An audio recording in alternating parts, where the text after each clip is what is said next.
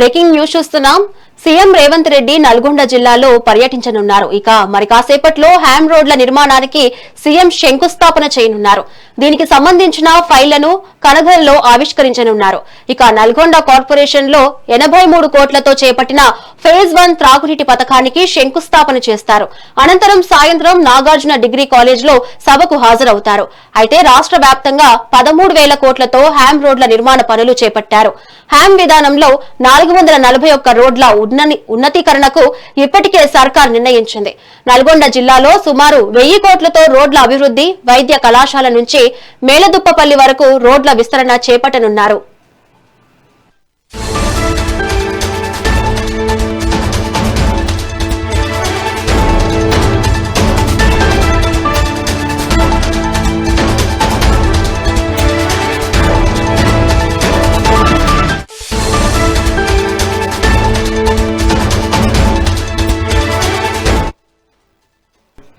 Breaking news చూస్తున్నాం. CM Revanth Reddy Nalgonda జిల్లాలో పర్యటించనున్నారు. ఇక మరి కాసేపట్లో హ్యామ్ రోడ్ల నిర్మాణానికి సీఎం శంకుస్థాపన చేయనున్నారు. దీనికి సంబంధించిన ఫైళ్లను కనగల్లో ఆవిష్కరించనున్నారు. ఇక నల్గొండ కార్పొరేషన్ లో 83 కోట్లతో చేపట్టిన ఫేజ్ 1 త్రాగునీటి పథకానికి శంకుస్థాపన చేస్తారు.